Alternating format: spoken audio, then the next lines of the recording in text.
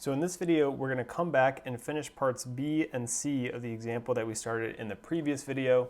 If you want to reread the problem statement, go ahead and pause the video now and look through that. So we also have our sort of drawing, and we'll come back to that in just a second. So for part B, what we're wanting to find is the electric field at that point 0.005 above the surface. So what we're going to do is we're going to have to go back to our general equation. So let's go to our general equation, because again, if this was an infinite sheet, we could just plug into sort of that special case, but we're going to have to go back and say our electric field is equal to the integral over the surface of, and for a sheet of charge, we had rho of s ds in the numerator divided by 4 pi epsilon naught r squared in our u of r direction. So we had a slightly different form, so we could also say that this is the integral over the surface of s, and just changing around those vectors a little bit, we can say this is rho s ds over 4 pi epsilon naught, so that doesn't change. But if we have the unit vector over r squared, we can say, well, that's our vector, so r minus r primed, divided by the magnitude of that vector, r minus r primed cubed. All right, and so again, like we'll talk about here in a little bit, typically our unprimed point is our observation point, and our primed is going to be our source point. And so that's just kind of the convention, not necessarily a hard rule. So what we want to do is we want to come back up here to our surface, and sort of what we want to think about is defining some differential surface here.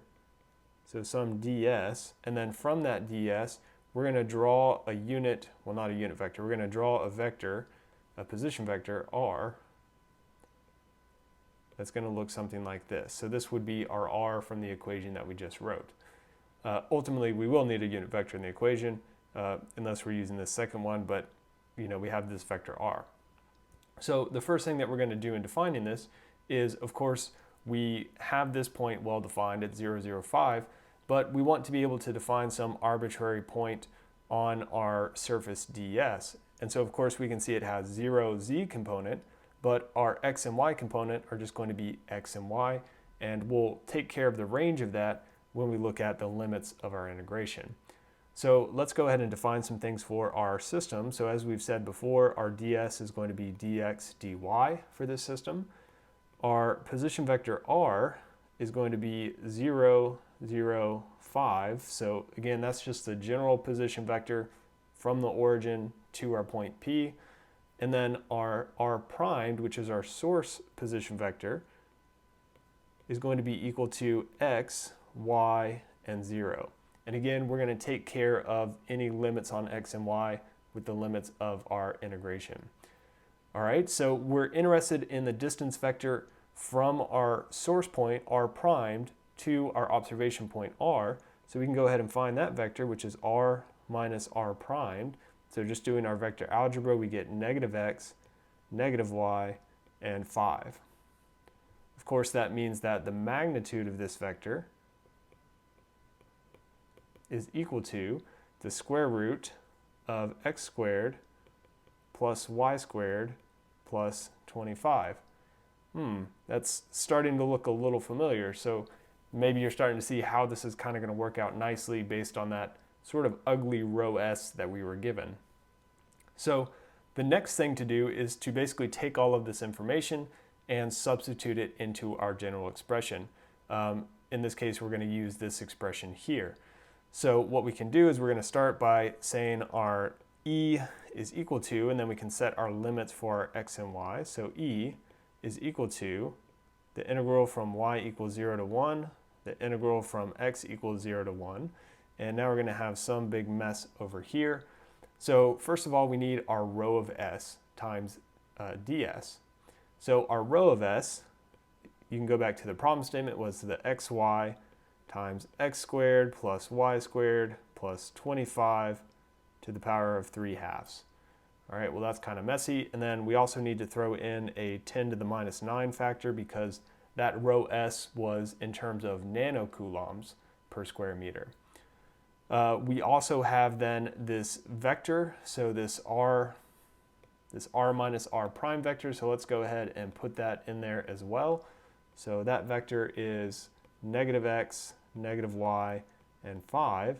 And then finally, our ds is dx, dy. All right, in the denominator, we have a lot of constants. We have 4 pi epsilon naught, and we can plug in the numerical value for our epsilon naught. In this case, I'm just going to follow what the text does, and we can say 10 to the minus 9th divided by 36 pi. And so you can see the appeal of that is that we're going to have some of those pi's cancel out. Ultimately, it doesn't really matter whichever way you want to do it works fine. So now for this last sort of piece of the puzzle here, we have this magnitude cubed. Well, so here's our magnitude, and so it's raised to the power of 1/2. So if we have something to the power of 1/2 and then we raise that to the power of 3, that's going to be x to the 3/2. So what we have then is in the denominator we have x squared plus y squared plus 25 to the power of 3/2. And ooh, that's kind of nice. So now this guy is canceling out with this guy, so we get rid of that big mess there. We also have the pi's canceling out here, which is kind of nice, as well as our 10 to the minus 9ths canceling out here. So it turns out that rho of s, even though it made things a little difficult in part A, it's made things a little bit easier here when we're finding our electric field. Okay, so let's continue evaluating this integral. So I've got this 4 and 36, so that's just going to give me a constant 9, so I can go ahead and pull that out of the integral. We're still going to have the integral from y equals 0 to 1 and the integral from x equals 0 to 1. And now we're going to have, essentially, we've already dealt with that constant in the denominator, so now we just have this xy being multiplied by this vector. So scalar multiplied by a vector, just each vector component gets multiplied by that xy. So what that's going to look like is we're going to have a negative x squared y in our x direction minus an xy squared in our y direction plus 5xy in our z direction. And then we have our ds, which is dx dy in this case. So now we can pretty much just integrate everything separately.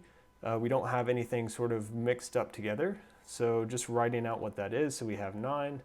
And then for our x squared, that's going to be a negative 1 over 3x cubed, evaluated from x equals 0 to 1, times a y squared over 2, evaluated from 0 to 1 as well. And that is in our x direction. For the next term, we have minus x squared over 2, evaluated from 0 to 1, and we have y cubed over 3, evaluated from 0 to 1 in our y direction. And then finally, we have 5 times x squared over 2, evaluated from 0 to 1, and y squared over 2, evaluated from 0 to 1. And that's in our z direction. So we can see even with all of that stuff canceling out, the math can still be a bit tedious here. But of course we can go ahead and solve for this, and we have this 9, and we end up with a negative 1/6 in our x direction, a negative 1/6 in our y direction, and a plus 5/4 in our z direction. Typically we will want to report that in decimals, so we can go ahead and say that our electric field at that point 005 is negative 1.5, negative 1.5, and 11.25. Got an extra 5 in there, 11.25, and the units of that are going to be volts per meter. So again, that's the electric field at that specific point. So now for part C, what we were asked is to find the force on a negative 1 millicoulomb charge located at the same point. And so this part is actually very easy now that we've already solved for our electric field, because remember, we can get the force just by multiplying our charge by the electric field. So all we have to do then is say, here's our electric field. So let me actually just copy this to save some time and effort writing. So we can say, here's our electric field, and that's in units of volts per meter, and all we need to do is multiply by our charge in coulombs, so it's negative it's 1 millicoulomb, so we're going to put 10 to the minus third. And we've done the dimensional analysis in a previous video, but that does give us newtons. Because we have millicoulombs, we could have just left that as -1, and that would be that would give us millicoulombs, or we go through here and the calculator is going to spit out smaller numbers, and those are going to be in coulombs, or sorry, in newtons. So our force ends up being 1.5, and -11.25, of course, because we've just multiplied by that, and this is going to be in millinewtons. And so if you actually multiply that -10 through, or sorry, -10 to the minus third, of course you'll get 0.0015, 0.0015, and 0.01125 newtons.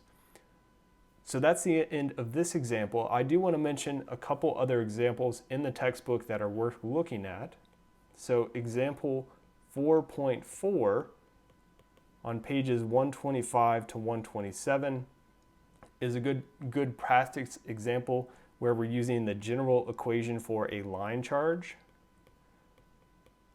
And so if I recall, I believe it's actually a loop. So we have some loop in the problem, and we have to go back to our general equation for the line charge because, again, we don't have an infinite line, so we can't just plug into one of our simple cases. And in this case, we actually don't even have that finite line charge like we talked about before. We actually have a closed circle.